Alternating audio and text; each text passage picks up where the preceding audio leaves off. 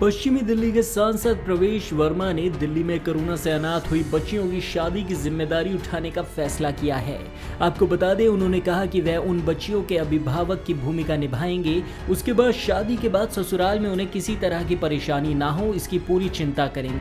उन्होंने कहा कि दिल्ली सरकार को कोरोना संक्रमण से अनाथ हुए बच्चों की चिंता नहीं है। आपको बताएं, प्रेस वार्ता में उन्होंने कहा कि कोरोना महामारी की वजह से कई बच्चों के माता पिता की मौत हो गई, कई गरीब परिवार के घर के मुखिया या कमाने वाले सदस्य की मृत्यु हो गई, जिससे उन्हें आर्थिक संकट का सामना करना पड़ रहा है। इस तरह के कई परिवार उनके संपर्क में आए हैं। वो बताते हैं कि एक महिला ने उनसे बताया कि उसके पति की मौत होने के कारण पैसे की कमी से बेटी की शादी नहीं हो रही है। इस तरह की समस्या दिल्ली के कई परिवारों के सामने है, तो वो कहते हैं कि इसे ध्यान में रखकर उन्होंने इन परिवारों की लड़कियों की शादी की जिम्मेदारी उठाने का फैसला किया है। दिल्ली में पिछले दिनों हमने देखा कि बहुत सारे लोगों की कोविड के कारण में जान चली गई। बहुत सारे ऐसे गरीब परिवार भी थे जो कोविड की बीमारी के होने के बाद भी अपना इलाज नहीं करवा पाए क्योंकि उनके घर में साधन नहीं था, पैसे नहीं थे।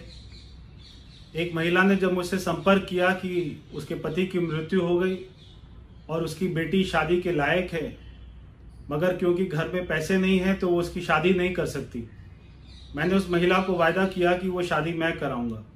इसलिए आज मैं ये घोषणा करता हूँ कि दिल्ली में कोई भी ऐसा गरीब परिवार होगा जिसमें उसके कमाने वाले सदस्य की कोविड के कारण में जान चली गई होगी या उस परिवार में कोई भी आय का साधन नहीं बचा होगा और उस परिवार में उनकी बेटी शादी के लायक होगी, तो उस बिटिया की शादी का खर्चा, उसकी चिंता आपको करने की जरूरत नहीं है।